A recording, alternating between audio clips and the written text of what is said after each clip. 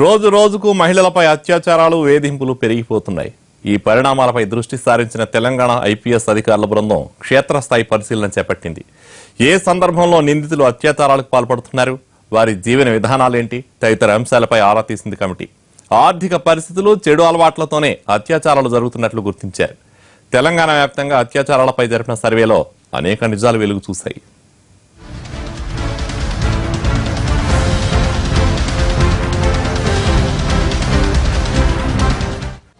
తెలంగాణకు చెందిన senior IPS అధికారి అకున్ సబర్వాల్ తో పాటు మరో ఇద్దరు అధికారులు వెంకట్రెడ్డి, విలాస్ రాథోళ్లు 12 జిల్లాల్లో అత్యాచారాలు జరుగుతున్న తీరుపై ఆరా తీశారు. నేషనల్ క్రైమ్ రికార్డ్ బ్యూరో నివేదికతో పాటు స్థానికంగా పోలీస్ స్టేషన్లలో నమోదైన ఎఫ్ఐఆర్, రిమైండ్ రిపోర్ట్, ఛార్జ్షీట్ కాపీల్ని క్షుణ్ణంగా పరిశీలించింది అధ్యయన కమిటీ. నేరస్తులు, బాధితుల వివరాల్ని వివిధ కోణాల్లో పరిశీలించింది.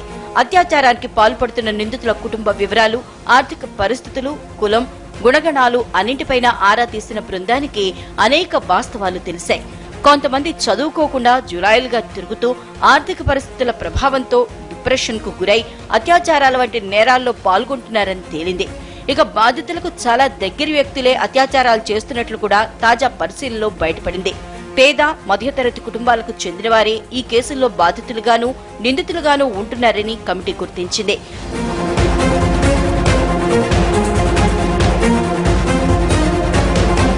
జూన్ 2, 2014న తెలంగాణ రాష్ట్రం ఏర్పడ్డాక నూతనంగా ఏర్పడ్డ ప్రభుత్వం 31 జిల్లాల్లో 28 రెవెన్యూ డివిజన్లు, 584 మండలాలుగా ఏర్పాటు చేసింది.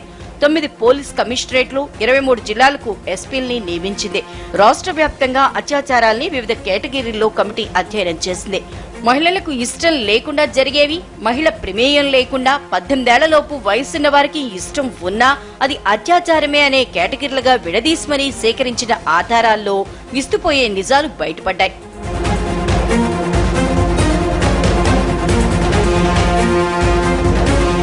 నేషనల్ క్రైమ్ రికార్డ్ బ్యూరో నివేదిక ప్రకారం 2015లో 1100కు పైగా అత్యాచారాలు తెలంగాణలో నమోదయ్యాయి. మహబూబ్ నగర్, నల్గొండ, రంగారెడ్డి, నిజామాబాద్, మెదక్, నాగర్ కర్నూల్, వనపర్తి, జోగులాంబ గద్వాల, సూర్యాపేట, కామారెడ్డితో పాటు సిద్దిపేట జిల్లాల్లో పర్యటించిన కమిటీ ఈ 12 జిల్లాల్లో 2016లో నమోదైన అత్యాచారాలపైన అధ్యయనం చేసింది. అన్ని జిల్లాల క్రైమ్ రికార్డ్ బ్యూరోలు అందించిన వివరాల ప్రకారం 418 హత్యా కేసులు ఒక్క 2016లోనే నమోదయ్యాయి.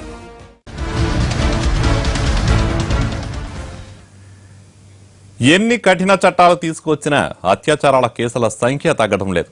బంధువులు, తెలిసిన వారి ద్వారానే ఎక్కువగా రేప్ ఘటనలు జరుగుతున్నాయని అధ్యయన కమిటీ గుర్తించింది. ముఖ్యంగా 10 ఏళ్ల నుంచి 25 ఏళ్లలోపు వయసు ఉన్న యువతులు, మహిళలపైనే ఎక్కువగా అత్యాచారాలు జరిగినట్టు నమోదైన కేసుల ద్వారా బయటపడింది. వీరిలో ఎస్సీ, ఎస్టీకి చెందిన బాధితులే ఎక్కువగా ఉన్నారు.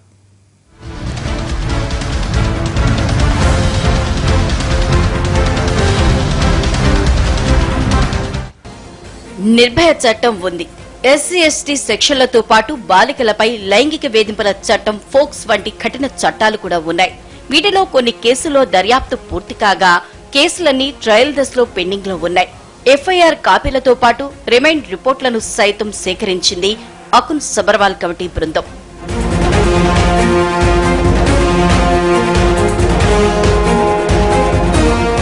అత్యాచారానికి గురవుతున్న బాధితుల వయసును కూడా కమిటీ అధ్యయనం చేసింది. మహబూబ్ నగర్, వనపర్తి, నాగర్ కర్నూల్, గద్వాల్, నల్గొండ, సూర్యాపేట, వికారాబాద్, నిజామాబాద్, కామారెడ్డి, మెదక్, సంగారెడ్డి, సిద్దిపేట జిల్లాల్లో 2016లో నమోదైన అత్యాచార కేసుల్లో 10 ఏళ్ల నుంచి 50 ఏళ్లలోపు మహిళలపై జరిగిన అత్యాచార బాధితుల వివరాల్ని కమిటీ సేకరించింది. వీరిలో 10 నుంచి 25 ఏళ్లలోపు వయసు బాధితులపైనే ఎక్కువగా అత్యాచారాలు జరిగినట్లు కేసులు నమోదయ్యాయి. 15 నుంచి 18 ఏళ్లలోపు అత్యాచారానికి గురైన మైనర్ బాధితులు 203 మంది ఉన్నారు. వీటిలో పోక్స్ చట్టం కింద నమోదైన కేసులు కూడా ఉన్నాయి. బాధితులు నిరుపేద, మధ్యతరగతి కుటుంబాల్లోనే ఎక్కువగా ఉన్నారు. 12 జిల్లాల్లోని బాధితుల్లో సంపన్న కుటుంబాలకు చెందిన వారు లేరు.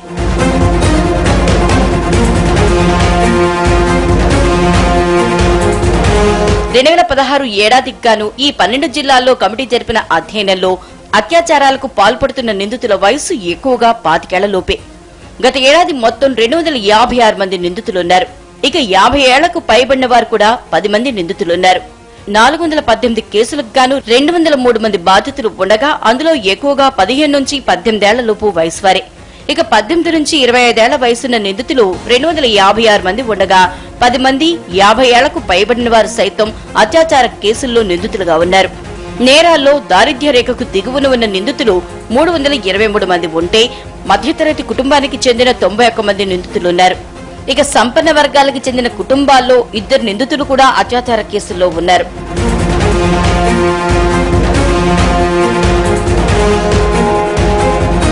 ఎస్సీ ఎస్టీకి చెందిన బాధితులపైనే అత్యాచార కేసులు ఎక్కువగా ఉన్నట్లు తేలింది. వీరిలో 204 మంది బాధితులు ఉంటే 189 మంది బీసీ కులాలకు చెందిన బాధితులున్నారు. జనరల్, ఓసీ సామాజిక వర్గానికి చెందిన వారు 25 మంది ఉన్నారు.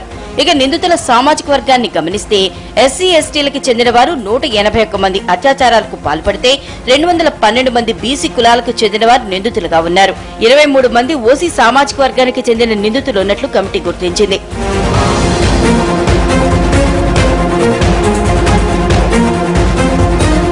అత్యాచారాలకు గురవుతున్న బాధితుల విద్యను పరిశీలిస్తే 10వ తరగతి అంతకన్నా తక్కువ చదువున్న వారు 259 మంది ఉండగా ఇంటర్ వరకు చదువుకున్న వారు 133 మంది ఉన్నారు.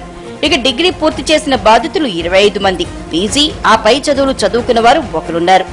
ఇక నిందితుల చదువును గమనిస్తే 10వ తరగతి అంతకన్నా తక్కువ చదువున్న వారు 239 మంది ఉండగా ఇంటర్ వరకు చదువుకున్న వారు 129 మంది ఉన్నారు. డిగ్రీ పూర్తి చేసిన నిందితులు 42 మంది, పీజీ ఆపై చదువులు చదువుకున్న వారు 6 ఉన్నారు. 57% మంది నిందితులు 10వ తరగతి కన్నా తక్కువ చదివిన వారే ఉన్నారు.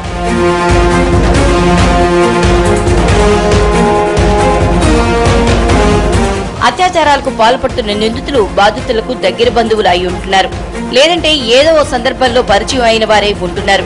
తాత, తండ్రి, అన్నయ్య వరుస అయిన వారు కూడా అత్యాచారాలకు పాల్పడుతున్నారు. మరోవైపు ఉద్యోగం చేసే చోట పరిచయం అయిన వారో లేదంటే తోటి ఉద్యోగులైనా అయి ఉంటున్నారు. ఆ వివరాల్ని పరిశీలిస్తే 2016లో 12 జిల్లాల్లో మొత్తం 418 రేప్ కేసులు నమోదైతే బాధితులకు తెలిసిన నిందితులు 416 మంది ఉన్నారు. ఇక తాత, తండ్రి, అన్నయ్య వరుస అయిన వారు 3, కుటుంబ సన్నిహితులు 4, దగ్గర బంధువులు 26 మంది, పక్కింటి వారు 381, తోటి ఉద్యోగులు 2 ఉన్నట్లు కమిటీ గుర్తించింది.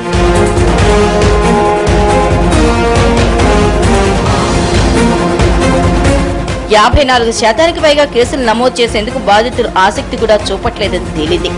కుటుంబ పరువు మర్యాదలు, ఆడపిల్ల భవిష్యత్తు దృష్టిలో ఉంచుకుని ఫిర్యాదులు చేయట్లేదని గుర్తించారు. ఇవి అత్యాచార కేసులకు సంబంధించి కమిటీ అధ్యయనంలో తేలిన వాస్తవాలు.